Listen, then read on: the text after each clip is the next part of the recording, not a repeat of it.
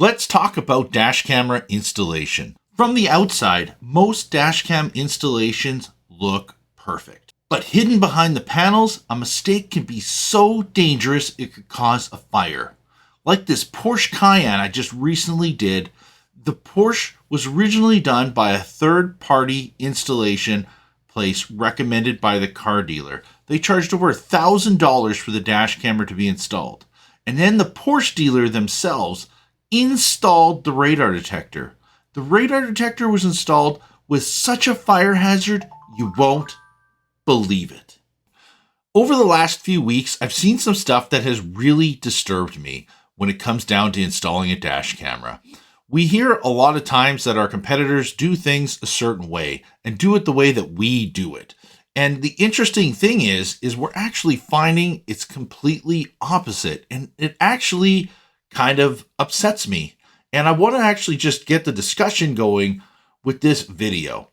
So recently, I actually just took care of a Range Rover. This customer's gotten multiple vehicles done through me. I've actually done his Volvo, I've done his BMW, but he got a new Range Rover. And after he got the new Range Rover, he actually had another shop do the installation. Fast forward 2 years later, he wanted me to upgrade it to a new one because that dash camera just wasn't working anymore. So I went into this Range Rover and I was actually blown away at how good the installation was. And I'm thinking like, man, like I'm looking at this installation. Why are you coming back to me?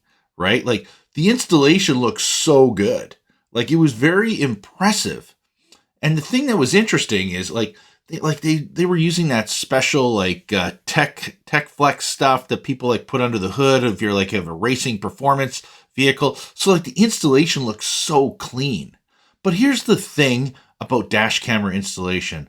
Most customers are judging the installation by how it looks when from the outside. They have no idea what's going on in behind the panels.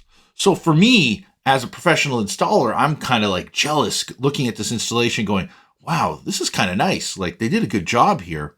Maybe we need to change a couple different things in our installation to make it look like this. And I'm probably going to learn something from this installation as I go forward. Well, guess what? I learned a lot. I learned that as soon as I took off the A-pillar, they did tie strap all the wiring down with the factory wiring on in behind the A-pillar, which is great. However, the rear camera cable was now ran over top of the airbag, which means if the airbag deploys, that wire for the rear camera cable is now going to be in the way or possibly act as an obstruction with how it was actually ran. So, okay, that's great, whatever. We see a lot of our competitors do this where they ran it over top of the airbag. But this is a shop that I actually hold in very high regard. I actually do refer people to this shop quite a bit. And this shop is probably $400 to $500 or more to do most dash camera installations. So they're kind of like a well-respected shop. And I was actually very disappointed to hear and see what I continued to see as I went through the installation. It's almost like they had the A installer install the dash camera on the windshield, and then like an F installer install the rest from the A-pillar all the way to the back of the vehicle. So as I continued to get all the way to the back of the vehicle to the hatch, when I took the hatch apart on a Range Rover, and if you've ever done this on a Range Rover, they're not exactly easy. Well, the actual grommet that clicks in the back, they actually broke the tabs for that. So it's completely broken, which means there's no longer a watertight seal on the back hatch. The other thing that happened is instead of them running it through the grommeting, right, the rubber boot, they actually just cut a hole in it and ran the dash cam wiring out into the hatch. So now you have the grommet is now wrecked because it won't clip in place. The boot is now wrecked. They put a hole. They ran it over top of the airbag. And when I brought this up to the customer, the guy is very, very busy. He said, you know what? It hasn't leaked for 2 years. I'm not worried about it. Just run it the same way they did. And the thing is because all this was damaged, I really didn't have other options to run it a different way. And really, I didn't like having to do that.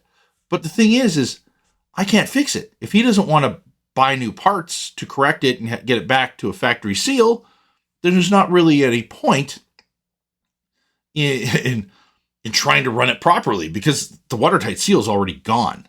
So these are the types of things that we're seeing. And unfortunately, we're starting to see this a lot more frequently. And, this fast forwards to why this video was made. I'm not making this video just because of this Range Rover. That's just one incident. But I did a Porsche Cayenne last night. This is actually another good customer. I did his prior vehicle, and he contacted me about a week ago and said, Hey, Ben, I just got a Blackview DR770X LTE in my Porsche, and I need to actually get it removed. And I said to him, okay, well, I'm a little confused here. Like you just got it installed? He's like, yeah. I'm like thinking, okay, it must have been an older Blackview DR770X. I mean, must have had it in an old vehicle. He says, no. He went to his detail shop. They recommended this dash camera, which is 3 years old. 3 years old on his brand new Porsche Cayenne. And this is not like your base level Cayenne. This is a very nice vehicle. And what I think happened is this shop said, hey, we got this. It's sitting on the shelf. We need to get rid of it. We're just going to throw this into this guy's vehicle. So they did.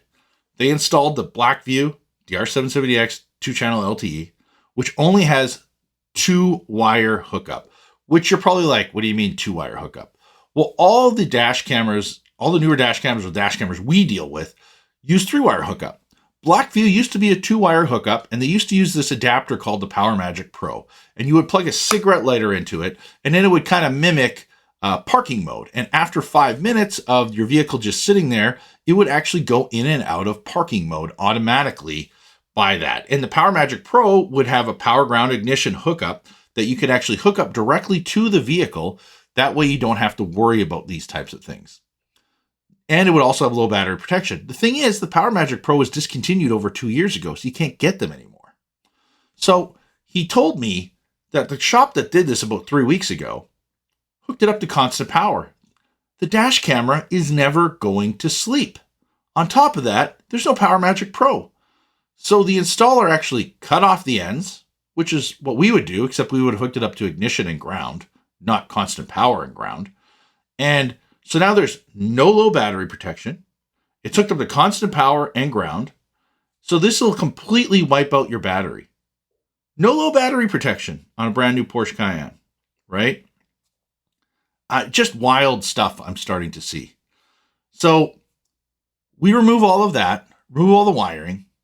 The rear camera cable that's going all the way from the front to the back is also ran over top of the airbag, right? So we have that's run over top of the airbag.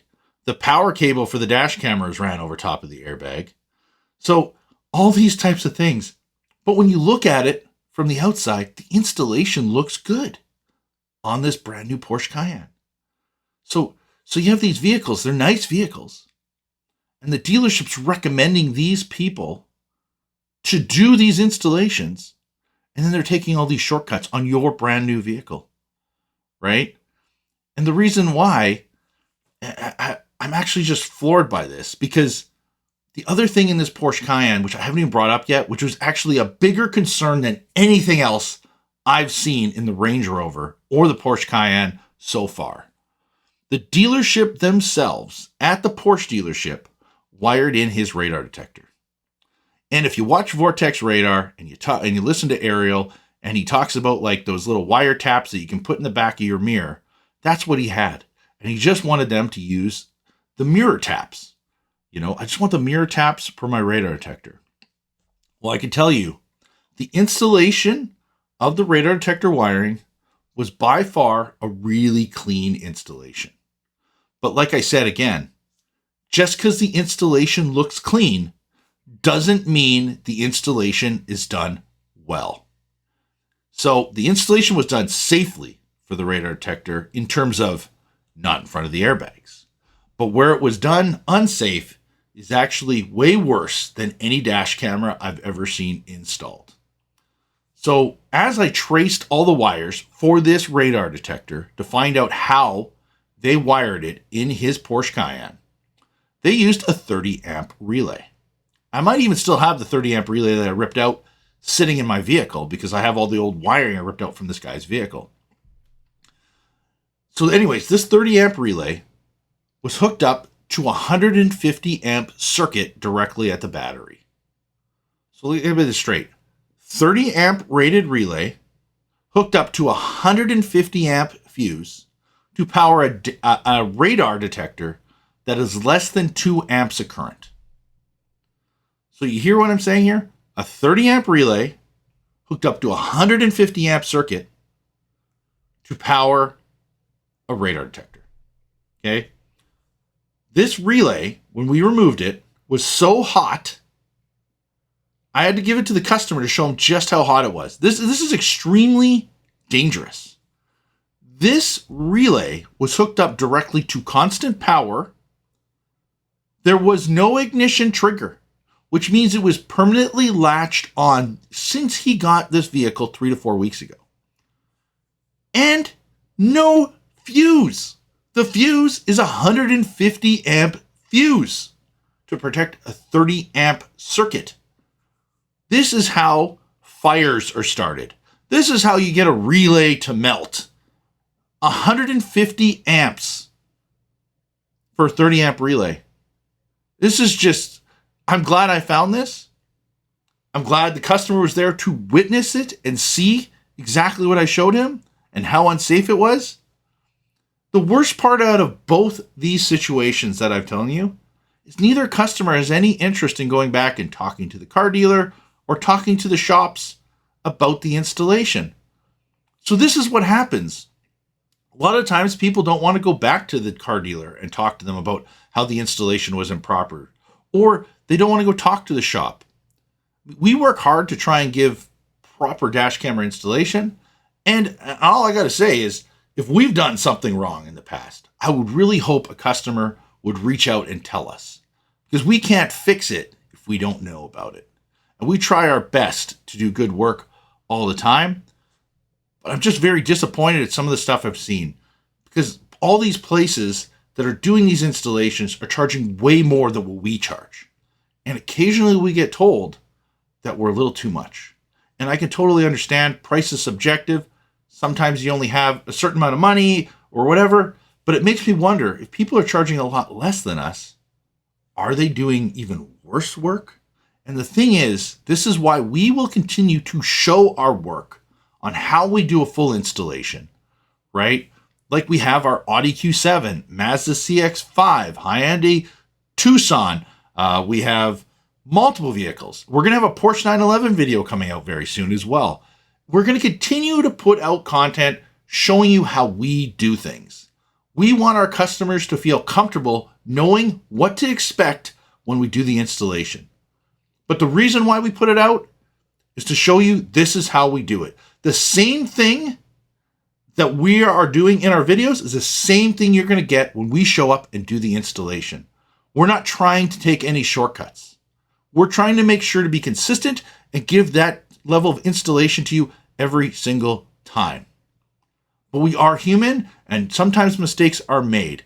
And you will see on our future Porsche 911 video, while we were recording it, we slipped. We made a little mark on the dash. But it is going to be getting repaired.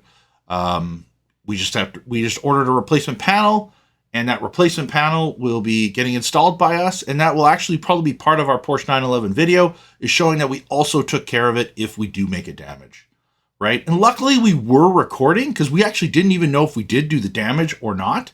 It's so minor anyways, but still, because we did record, we were able to actually catch that, you know? And the difference of like kind of how we work, a lot of people keep saying, oh, I want to bring it to a shop.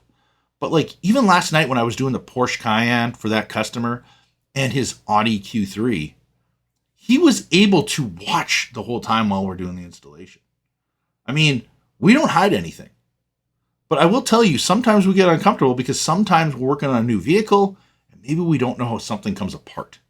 And that can be a little uncomfortable at times because you're like, oh, okay, this is going apart, same as the 2024, or, you know, did they change it, right? And like, oh, if I break something, oh man. So, you know, sometimes there's that added pressure. But if you bring it to a shop, they bring it in back, you can't see what they're doing.